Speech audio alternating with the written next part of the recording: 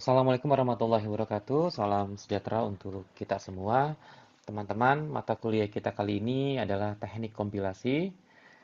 Di sini ada kontrak kuliah di mana tugas sebesar 20%, UTS 30%, UPM 50%, kehadiran minimal 80%, dan akan ada tugas yang nanti dikumpulkan via email atau melalui Google Form ya, yang akan saya berikan nanti pada saat adanya tugas. Kemudian teman-teman diharapkan datang tepat waktu, berpakaian rapi, sopan, dan bersepatu. Berikutnya, ini adalah daftar pustaka dari mata kuliah teknik kompilasi kita. Yang pertama ada Practice and Principle of Compiler Building with C. Henk Alblas, Albert Newmeyer, Prentice Hall di tahun 1996.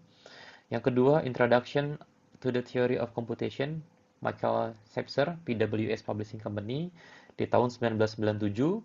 Yang ketiga, The Essence of Compilers, Robin Hunter, Prentice Hall Europe, di tahun 1999. Dan ini yang paling terbaru, Modern Compiler Design, Dick Grant, Henry Ibo et al., John Wiley and Son, di tahun 2000. Teman-teman semua, apa sih tujuan kita mempelajari teknik kompilasi ya? Tujuan kita adalah mengetahui penerapan konsep ilmu komputer pada perilaku komputer, yaitu algoritma. Karena komputer sendiri tidak bisa dipisahkan dari yang namanya algoritma, ya. Kemudian arsitektur komputer, struktur data maupun penerapan teori bahasa dan otomata. Nah, di sini teman-teman nggak perlu bingung dulu ya, teman-teman ya.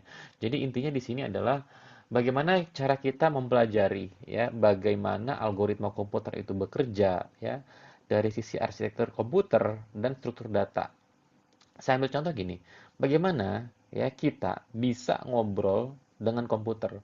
Ngobrol dalam artian di sini adalah bagaimana cara kita eh, memberikan instruksi ke komputer dengan bahasa manusia, misalnya bahasa Indonesia atau bahasa Inggris gitu ya.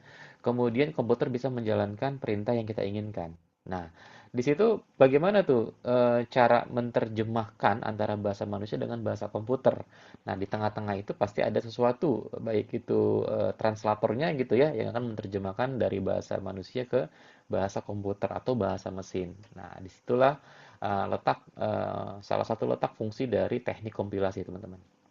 Berikutnya, kita coba mengetahui apa itu compiler ya. Compiler adalah merupakan konstruksi inti dari ilmu komputer. Ya, jadi tentu ya teman-teman kalau misalnya kita mau ngejalanin sebuah program ya, kita coba untuk mengcompile misalnya seperti itu. Nah, di situ artinya komputer itu menjalankan barisan kode perintah ya yang sudah kita coding gitu ya untuk dijalankan menjadi satu output. Itu juga yang kita lakukan adalah melakukan compiler, teman-teman. Di sini kita masuk ke definisi dari pengertian-pengertian ya. Apa arti teknik kompilasi? Yang pertama, teknik itu seperti yang teman-teman tahu adalah metode atau cara. Kemudian kompilasi itu artinya apa? Proses menggabungkan serta menerjemahkan sesuatu, ya. Jadi artinya kalau kita menerjemahkan itu dari titik A ke titik B gitu ya, teman-teman. Nah, itu kita sebut sebagai kompilasi, teman-teman ya, menjadi bentuk yang lain. Oke. Kemudian compiler itu apa? Compiler adalah to translate program written in a high level programming language into machine language ya. Artinya untuk menerjemahkan bahasa pemrograman tingkat tinggi ya menjadi bahasa mesin gitu ya teman-teman ya. Nah, di sini kita sudah mulai masuk ke dalam teknik kompilasi yang tadi di sini ya. Kompilasi itu adalah menerjemahkan, bentar, menerjemahkan gitu ya dari sesuatu ya dari source program, sumber program menjadi bentuk lain. Kalau misalnya ya artinya kita mau menerjemahkan bahasa Indonesia ya. Kita sering menggunakan Google Translate lah ya. Dari bahasa Indonesia ke bahasa Inggris gitu kan. Ini caranya gimana nih? Ya, simpelnya seperti apa? Tentu di tengah-tengah ini ya ada proses translasinya. Nah, proses translasinya inilah yang akan kita pelajari ya. Sama seperti kita manusia mau memberikan instruksi kepada komputer dari bahasa manusia ya.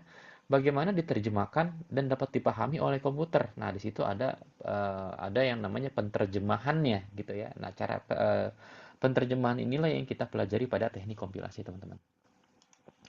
Kira-kira seperti itu.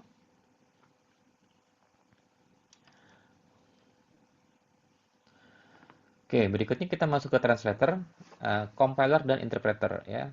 Translator adalah suatu program di mana mengambil input sebuah program yang ditulis pada satu bahasan program.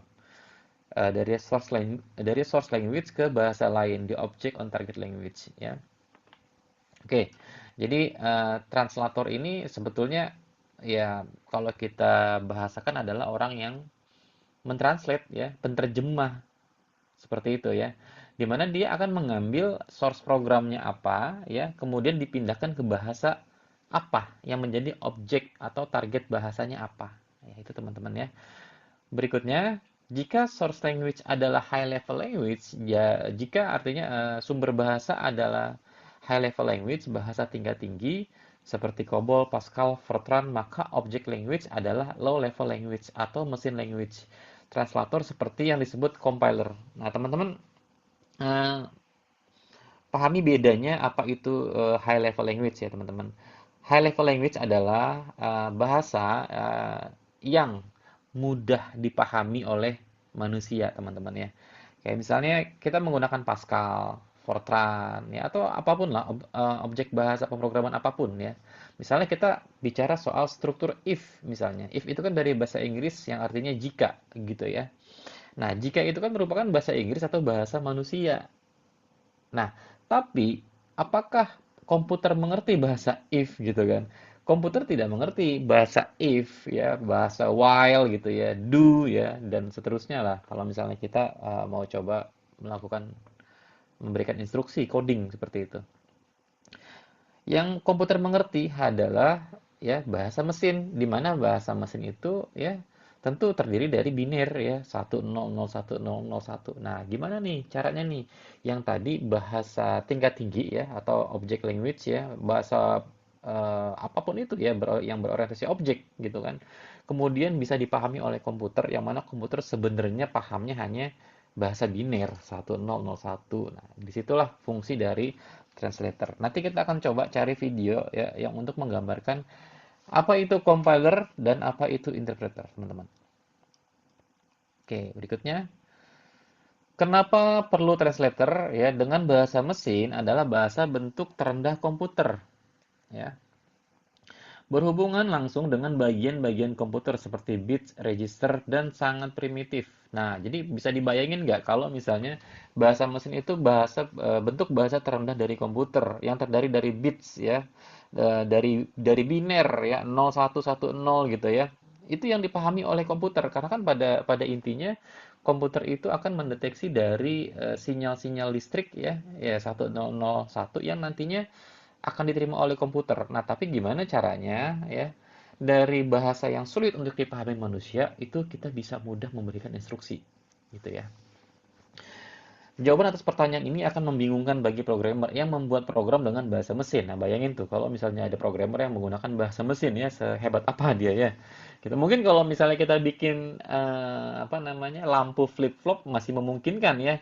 Satu hidup, nol itu mati gitu ya. Nah, itu masih mungkin. Tapi kalau misalnya kita buat instruksi yang kompleks ya, wah ini sangat sulit sekali seperti itu. Bahasa mesin adalah tidak lebih dari urutan 0 dan 1 yang tadi kita bilang ya. Bahasa mesin itu ya bilangan biner, teman-teman ya. Instruksi dalam bahasa mesin bisa saja dibentuk menjadi microcode semacam prosedur dalam bahasa mesin. Kemudian bagaimana dengan orang tidak mengerti bahasa mesin? Ya saya pikir sangat jarang sekali ya orang melakukan coding atau memberikan instruksi yang kompleks gitu ya menggunakan bahasa mesin, teman-teman ya. Oke, mungkin sebelum masuk ini saya akan tampilkan video dulu ya teman-teman biar teman-teman bisa melihat gambaran dari compiler dan interpreter tuh kayak gimana teman-teman ya. Sebentar. Saya udah siapin videonya.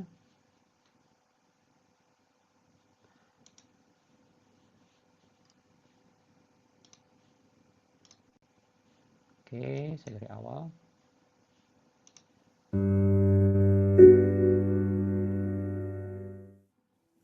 Hello there. Today we are going to learn about the main differences between a compiler and an interpreter. Nah, So at first, we should know perbedaan that both compiler compiler and versus interpreter are programs used for translation. Each one of them do their job using its own way, and this is what we are going to see in this video. Before we start, you should know about two important terminologies which will be used later.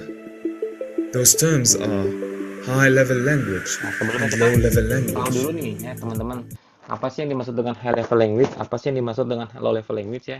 High level language ya ini ya teman-teman yang bisa kita pahami ya, bahasa pemrograman yang kita pahami ya. Kalau misalnya low level language ya, bahasa mesin atau bahasa yang terdiri dari 1001 ya, ini sebenarnya sangat sulit dipahami sekali ya. Kalau misalnya kita memberikan instruksi langsung kepada komputer, maka perlu kita menggunakan bahasa tingkat tinggi ya, seperti itu. Sorry.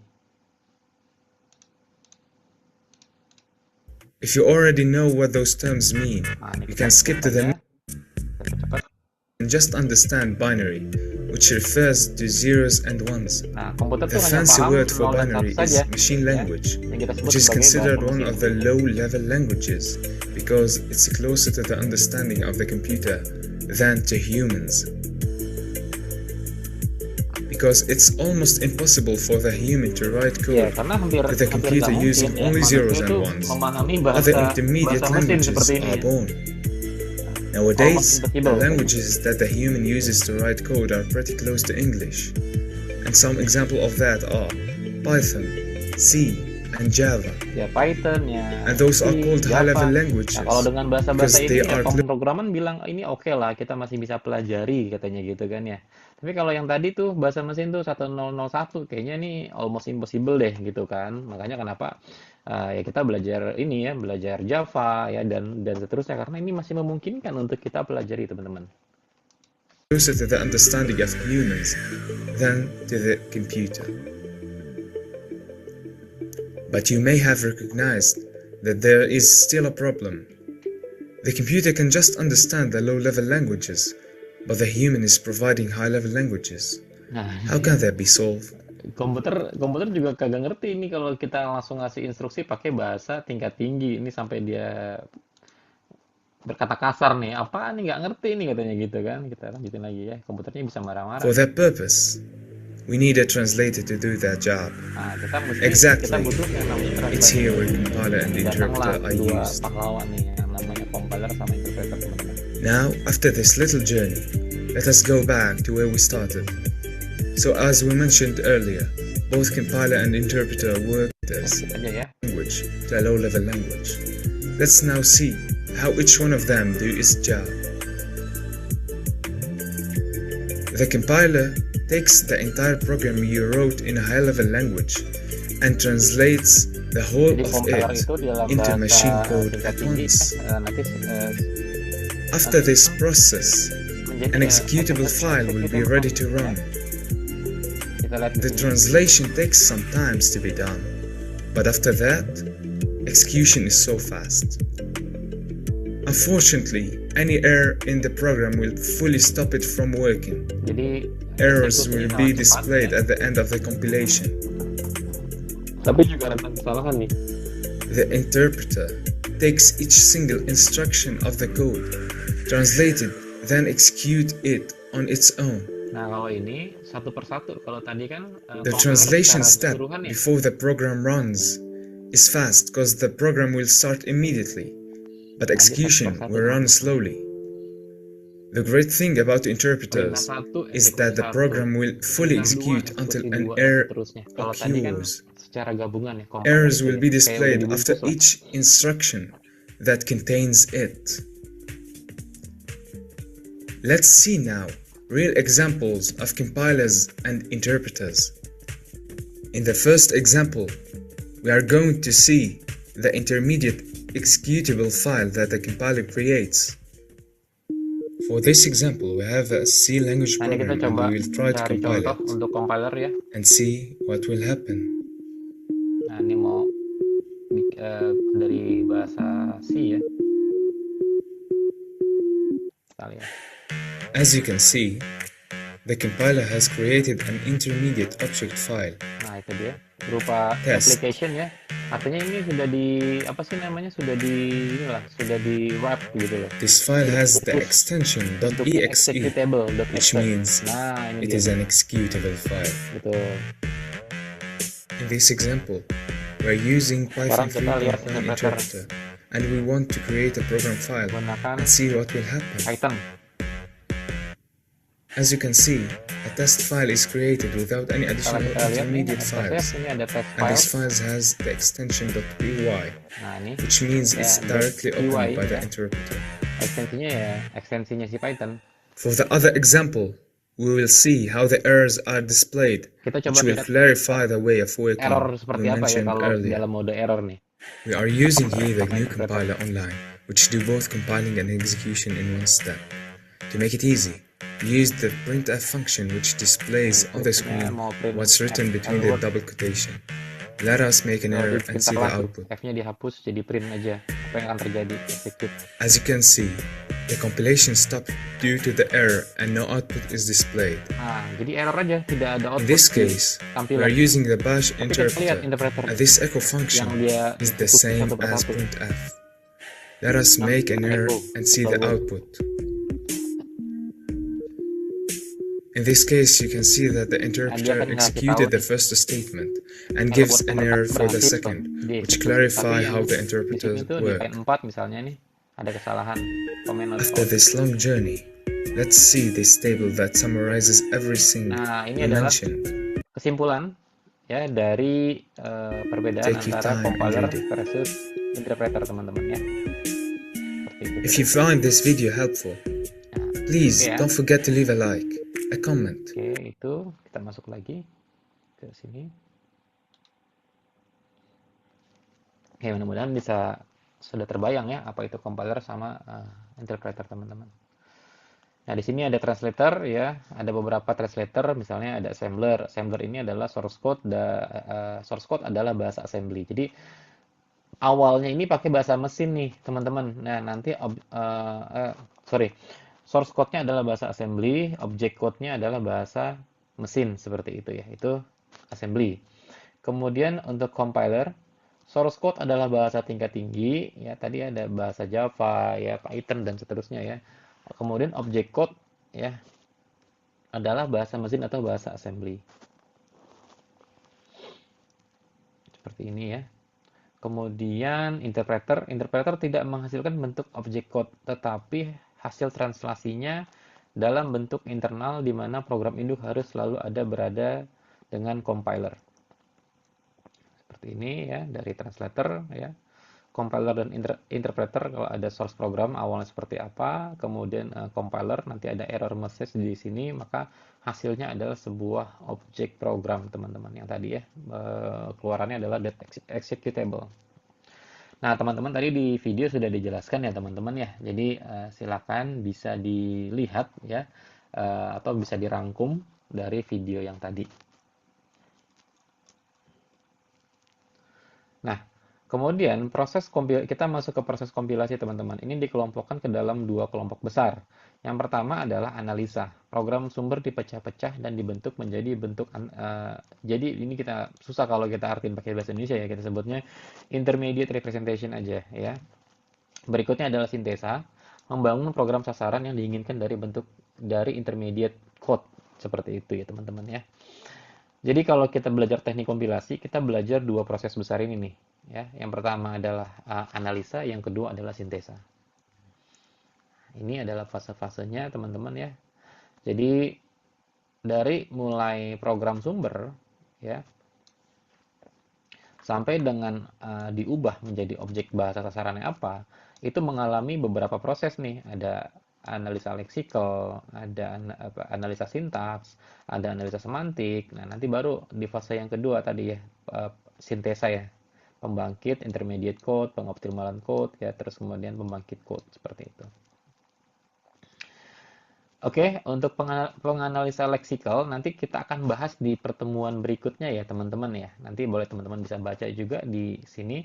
Tapi nanti akan dijelaskan detail untuk analisa leksikal itu apa sih gitu ya. Nanti kita akan belajar lebih detail teman-teman ya. Ini akan saya skip saja karena nanti ini akan kita pelajari satu persatu lebih detail ya teman-teman ya. Nah, ini saya apa namanya? Saya coba eh, jelaskan dari view atau POV ya dari programmer ya. Kalau programmer itu kan ngelihatnya seperti ini ya, tampilan barisan code-nya ya. Yang programmer lihat itu seperti ini. Bahasanya adalah bahasa bahasa manusia lah, seperti itu. Tapi yang mesin lihat seperti apa? Mesin lihatnya ya seperti ini, teman-teman nih ya. Mesin language inilah yang diterima sama apa namanya? Hardware komputer kita, teman-teman, ya.